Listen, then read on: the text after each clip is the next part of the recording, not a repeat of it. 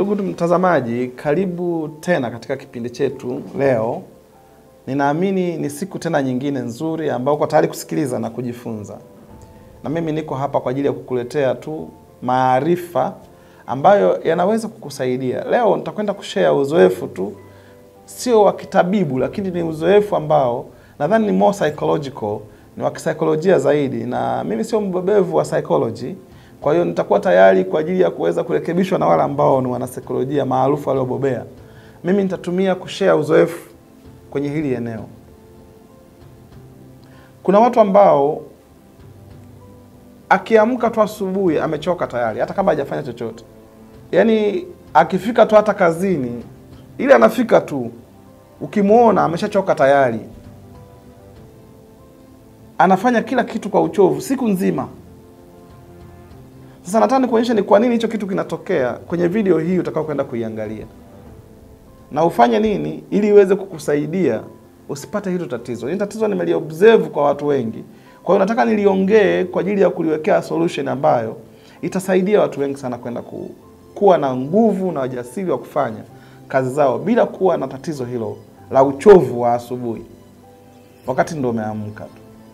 Karibu sana uwe na mimi mwanzo hadi mwisho wa video hii. Karibu twende tukaangalie.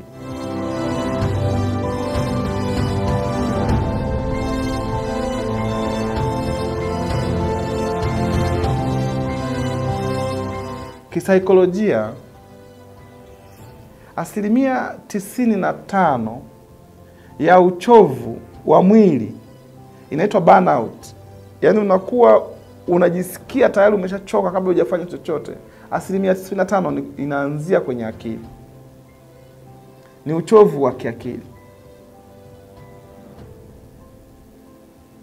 Inapelekea mpaka mwili wote unanyong'onyea, unaona kila unachokigusa tayari umechoka. Ni tatizo la vimeng'enyo nadhani, kwa sababu nasema nadhani kwa sababu sio mtaalamu wa afya, lakini kuna shida kwenye kuachilia nguvu kwenye mwili, pengine kutoka kwenye ubongo. Lakini tatizo lenyewe kitaalamu linaitwa burnout. Yaani unakuwa na uchovu ambao mpaka unaambatana na stress. Kwamba unafanya kitu, ukishika tu kitu asubuhi, unaona vitu haviendi. Unaona umechoka tayari. Inaitwa burnout. Ni watu wengi hata mnaonisikiliza wengine, yaani hata kuangalia hii video tayari ushachoka.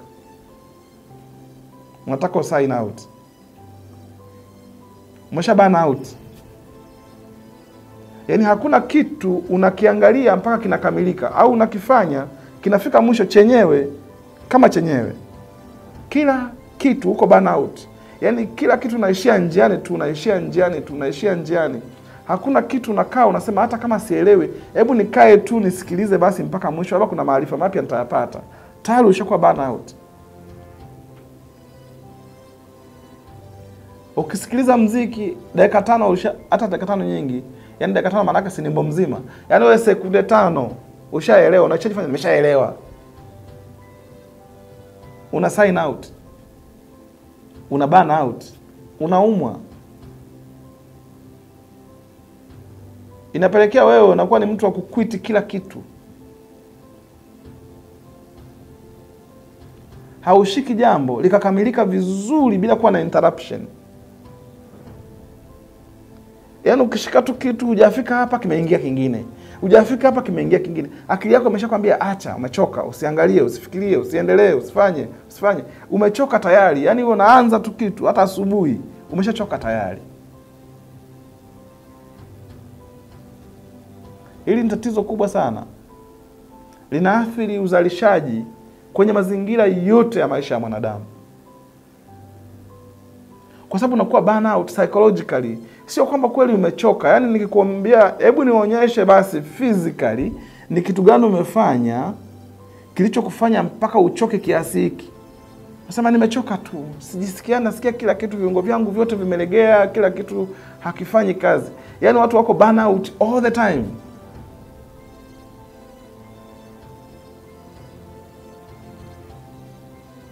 Matokeo yake ni kwamba productivity inakuwa imepungua. Sasa hii nimesema unakuwa ni sababu moja inachangiwa na kutokufanya maamuzi kwa wakati. Sehemu kubwa sana ya tatizo hili inachangiwa ni psychological, lakini ni kwamba akili yako huwa haifanyi maamuzi kwa wakati na ikayapeleka maamuzi yale kwenye vitendo. Mwisho wa siku unakuwa na stress na haujui kama unazo, kwa sababu ni za kimaamuzi, sio real, sio tangible, ni za kiakili. Ulitakiwa ufanye maamuzi ya kutoka hapo ulipo kwenda sehemu nyingine, uko pale pale. Kuna watu wanafanya kazi wasioitaka. Aidha ni kazi ya wazazi wako au ni kazi ya mtu mwingine. Unafanya kazi ile na ile kazi hauitaki, lakini umeshindwa kufanya maamuzi ya kuondoka. Ni lazima uwe burnout. Ukiamka tu ushachoka, kwa sababu ile kazi unayoifanya haikupi morali na motisha ya kunyenyuka na nguvu. Ukitaka kuthibitisha huyo mtu ambaye anakuambia amechoka, mpe tiketi sasa hivi ya kwenda kupumzika Dubai. Uone nguvu atakazokuwa nazo. Atanyenyuka na nguvu, atakimbia, atabadilisha nguo, atakimbia, ataenda airport. Yaani uchovu wote unaisha saa hiyo hiyo. Unajua kwamba tatizo hili ni la kisaikolojia. Amechoka kwa sababu kuna maamuzi alitakiwa afanye na hajafanya. Kwa hiyo anatumikishwa na saikolojia yake, inamtumikisha. Matokeo yake ni kila kitu kinachofanywa, kinachopangwa kwenye maisha yako hakitokei. Kila kitu kinakuwa hakitokei, kwa sababu kila unachokigusa unakuwa burnout. Unakuwa umeshaungua tayari. Yaani akili imeungua. Jua hilo jambo. Na akili ikiungua, naamini, mimi sio utaalamu wa tabibu nimesema, lakini naamini kuna glands na release chemicals fulani za kufyonza nguvu zote za mwili. Psychologically tu unajikuta umechoka kwenye kila kitu.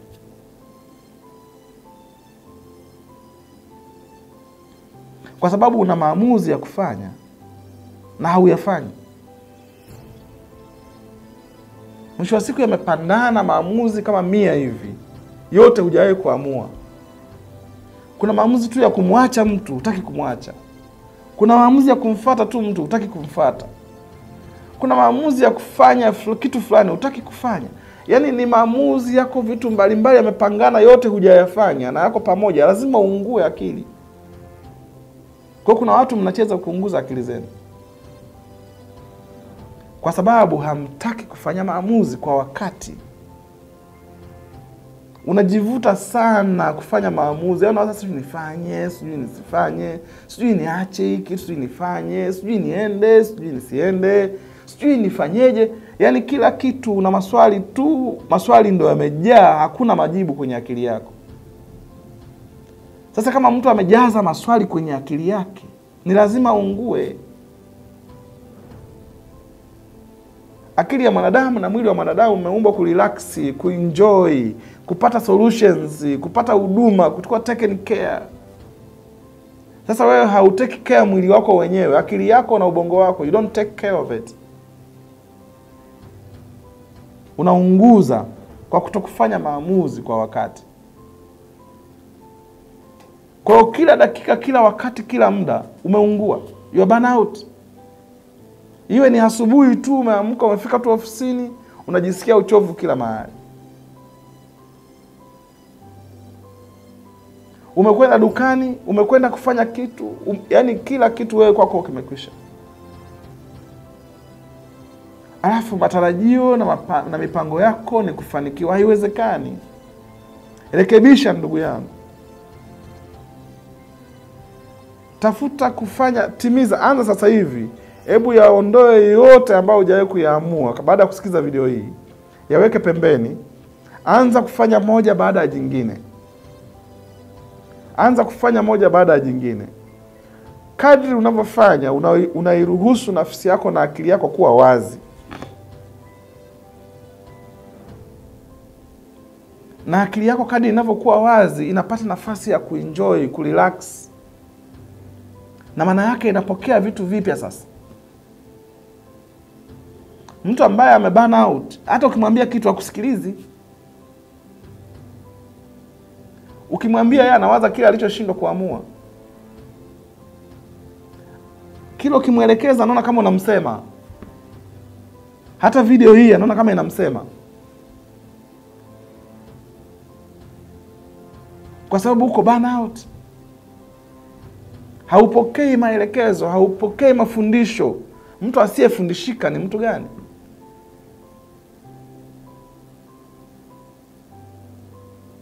Kwa tuziruhusu akili zetu, tuzipunguzie, empty, zibaki wazi, ziweze kupokea kitu kipya. Tusije tukawa tumejaza hewa kwenye akili, kwa sababu maamuzi ambayo sio physical ni hewa umepulizia ndani ya akili yako. Na kati kiukweli hakuna kitu. Kwa sababu tunaona hamna kitu. Matokeo hakuna. Muunguza tu akili yani. Kazi yako wewe ni kuunguza akili yako tu na mawazo na kufikiria, yule amenifanya vile, yule amefanya hiki, yule kwa nini kijafanyika, nimefanyiwa hivi. Kila siku wewe ndio unayeonewa tu duniani hapa. Akili inaungua. Hakuna hata siku moja umeshika mpini. Wewe kila siku umeshika makali tu. Unakatwa wewe tu. Unaonewa wewe tu. Hebu tuacheni kuunguza akili zetu. We don't burn our brain. Tuziruhusu akili zifanye maamuzi kwa wakati sahihi na ziende mbele, ziweze kupush maendeleo, ziweze kupush vitendo ambavyo havifanyiki. Yaani ukuta mtu ambaye ameburn out, hakuna kitu atakachokifanya kikatokea. Kwa sababu kila akishika tu hiki amechoka, akishika hiki amechoka, akishika kile amechoka. Kwa hiyo utakuta anafanya nusu tu, labda kwa kulazimishwa. Sasa ukifanya kazi kwa kulazimishwa, matokeo hayatokei hivyo unavyotaka wewe. Inakuwa ni lazima sasa. Ni sawa hujafanya. Kwa hiyo naomba mnaonisikiliza, achieni akili ziwe na uhai, ziwe wazi, zipokee mambo mazuri kama haya, zijifunze, ziwe na uwezo wa kutenda vitu kwa wakati.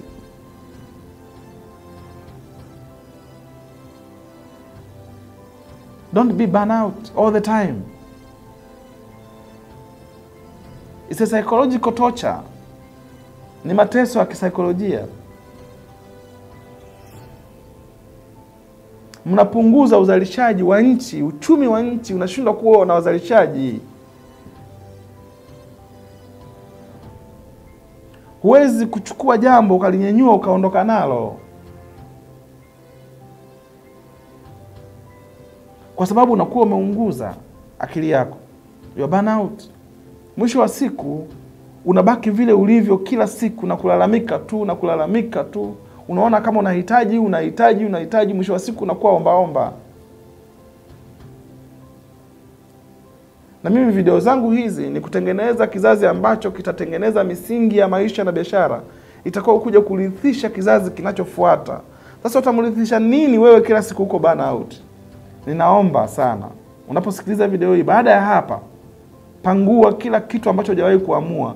Assume kwamba kama vile umezaliwa leo. Yaani act kama umezaliwa leo. Baada ya video hii, pangua kila kitu ambacho umewahi kukisikia na kuambiwa, ambacho kinakuumiza, kinachokusibu, weka pembeni. Alafu jiweke nafsi yako pembeni. Chukua kile unachoona ni cha msingi, anza nacho sasa hivi kukifanyia kazi. Punguza mlundikano wa vitu ambavyo havijaamuliwa kwenye akili yako. Fanya kimoja baada ya kingine. Chukua kimoja tu, anza nacho. Kikifanikiwa kitakuwa na uthibitisho wa kwamba kumbe huwa unaweza, basi tu.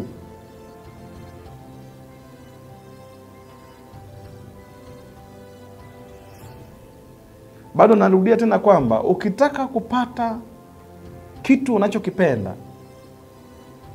uwe tayari kufanya kitu usichokipenda.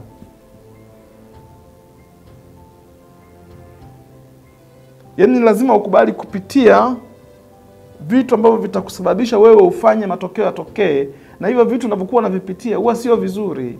Either tutumia nguvu, sasa nguvu zikitoka unajua zinatoka.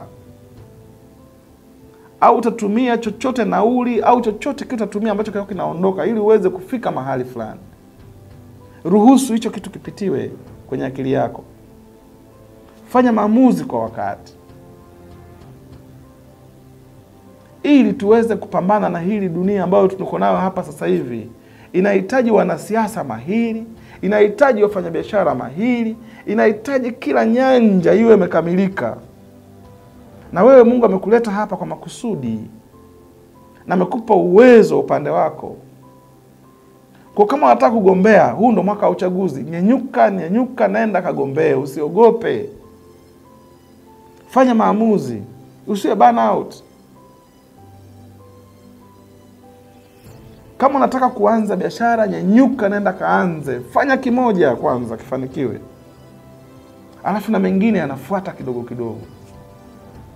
Sasa mwaka huu ulisema ungefanya hiki, hujafanya. Mwaka jana ulisema ungefanya, hujafanya. Leo unasema utafanya, hufanyi.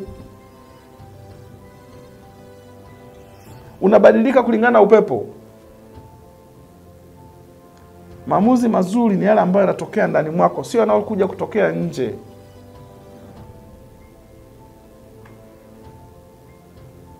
Fanya uamuzi wako mwenyewe.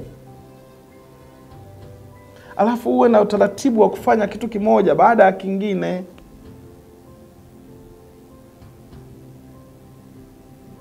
Ili mradi na jambo lako husikilize ya wengine, una burn out.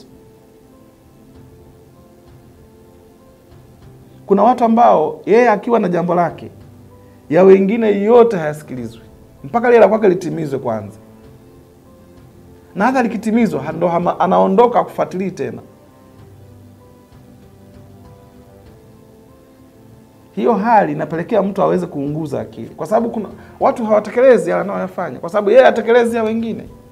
Unajua, ukifanya kitu kwa kusaidia wengine kwa namna ile ile unaosaidia wengine, kama mimi ninavyofanya hapa, hii ndo namna inayonijenga mimi. Ni zaidi hata wewe ambao unanisikiliza, na nijenga mimi zaidi kuliko wewe ambao unanisikiliza. Lakini ningejifanya sasa hivi hapa na stress yangu ya kazi, na stress ya familia, na stress ya nini, nikaacha kurekodi hii video, nikawa burn out, wewe usingeona hii video. Lakini mimi vote naweka pembeni, maisha yangu ya kawaida naweka pembeni. Hapa nakaa kama mkufunzi, nakaa kama coach, kama mwalimu wa biashara na mafanikio. Na ninapofanya hivi nafanya professionally. Siweki mudi zangu mbele, naweka ile plani mbele. Kwamba plani ya leo ni kufanya video. Ninafanya video hizi.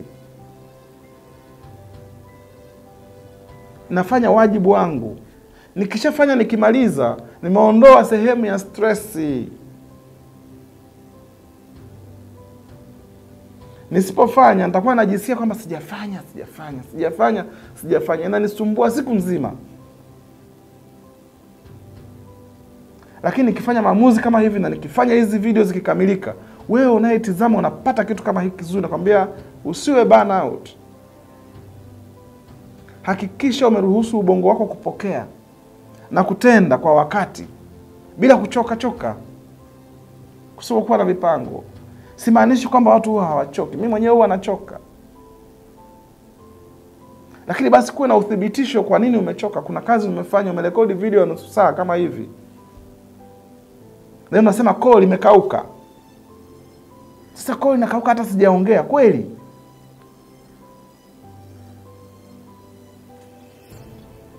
Hapa kuna shida ya kisaikolojia. Na kwa burn out. Leo najisikia nimechoka sana, naona tusirekodi hizi video. Niko burn out. Hata sijarekodi nimechoka. Nachoka na nini? Sasa kuna watu wengi wanaonisikiliza hapa sasa hivi, au mnawafahamu watu wa namna hiyo. Hebu wapelekeni hii video ikawe fundisho kwao. Wasiwe burn out kila dakika. Tunahitaji nguvu.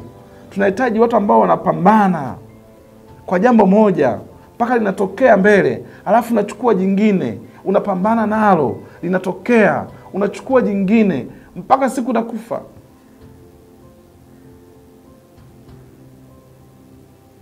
Lakini kama ni mtu ambaye unaishi tu kila siku, unaishi tu upo, ili mradi unapata nafasi ya kula, basi imetosha, unakuwepo tu, hamna mambo yatokea, hauleti mabadiliko kwenye jamii, haufanyi kitu unachotakiwa kufanya, unasema leo ungefanya hivi, alafu haufanyi. Hebu jiangalie, kila mmoja unaniangalia. Leo ulipanga kufanya nini? Kama moja wako ya mpango ni kuangalia video yangu, basi umefanikiwa. Linalofuata ni kitu gani? Baada ya kuangalia hii video, kinachofuata ulipanga kufanya nini? Naomba unisaidie tu kukitekeleza hicho ulichopanga kufanya baada ya video hii. Ukikifanya mpaka kafika mwisho bila kuwa na interruption, bila kuwa na mwingiliano wa ndugu, rafiki yako amekupigia simu, umekaa pale, umefanya mpaka kikatokea bila kutolewa na aina yoyote ya mvutano au chochote, au simu ya rafiki yako au kideti au chochote kile akija kutoa pale, umefanya mpaka mwisho, unajua umepona. Ukishindwa kufika mwisho, ujue bado.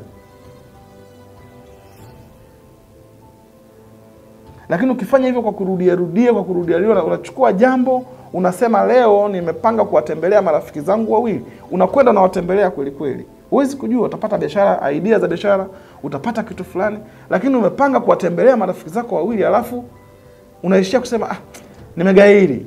Uko burnout. Sasa ulipanga cha nini?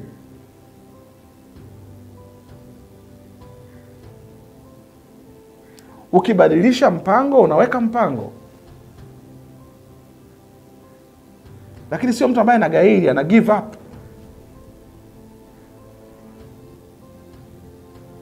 Na ukiweka mpango, uliobadilisha, ulioweka mwingine, utimize, basi tuone kwamba hujaenda, lakini umelima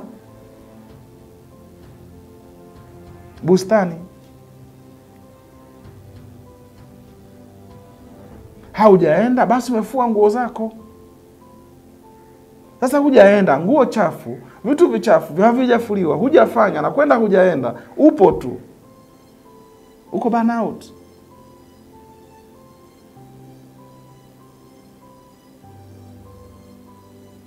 Hiki kitu tunachokiongea hapa ni very serious. Kwa kwenye context ya mindset, lakini ni very very serious kwa sababu kinaondosha mno productivity kwa sisi ambao tunafanya ujasiriamali. Unampa mtu nafasi ya kufanya kazi, ameshachoka tayari, hata kazi yenyewe hajafanya.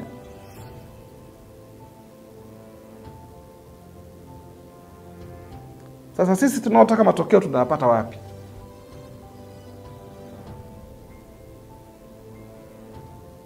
Jitahidini muwe watu wa kutenda. Kila kitu unachokisema leo utafanya, kifanye leo. Usiseme kesho, fanya leo. Wewe hata ukitaka, kwa ushauri wangu, achana na mipango ya mwaka kesho, ya jana. Panga kila siku mpango wa leo, kwamba leo nitafanya nini. Fanya vyote ulivyosema leo. Vikifika mwisho, vitakupatia hatua inayofuata. Utapanga mpango wa leo ambao utakuwa ni kesho, maana hata leo ni kesho ya jana. Kwa hiyo utapanga mpango leo wa kufanya, lakini matokeo yanatoka kule jana, alafu yanakuja leo, unapanga leo, unaendeleza pale ulipokuwa umeishia. Ukifanya hivyo kwa miezi 6, utaona njia yako ya utendaji ilivyobadilika. Watu wataanza kushangaa umebadilika kwa namna gani. Kumbe video hii imekusaidia kuweza kukusaidia kubadilika na kuwa productive. Kuacha kuwa burnout all the time. Hakuna jambo linakamilika mezani kwako. Hakuna jambo linakamilika kwenye kichwa chako. Hakuna jambo linatokea. Wewe ni binadamu gani?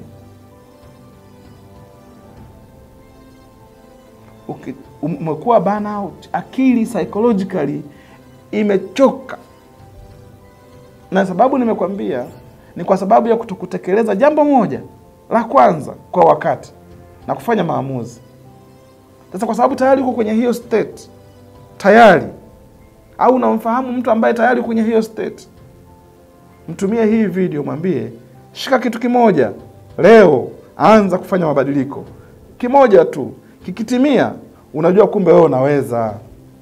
Kumbe inawezekana. Chukua cha pili, chukua cha tatu. Fanya maamuzi yale magumu ambayo unashindwa kuyafanya kwa wakati. Ukubali kupitia maumivu wakati mwingine, lakini fanya maamuzi, naenda katende. Ukifanya vitu kwa wakati, ukafanya maamuzi kwa wakati, ukachukua kitu kimoja kati ya vingi vizuri ulivyo navyo, ukakifanya kile kimoja mpaka mwisho, hata kama kitakuchukua miezi 6, hata kama kitakuchukua mwaka mmoja, lakini kitakuwa kimekubadilisha sana kuwa ni mtu ambaye unaleta matokeo, na utaona miaka yote inayofuata kwenye maisha yako umefanikiwa sana. Kwa tufanyeni maamuzi sasa hivi ya kufanya mambo yatokee. Tuache kuwa tumechoka pasipokuwa na uchovu wa kweli. Kuna uchovu wa saikolojia tu.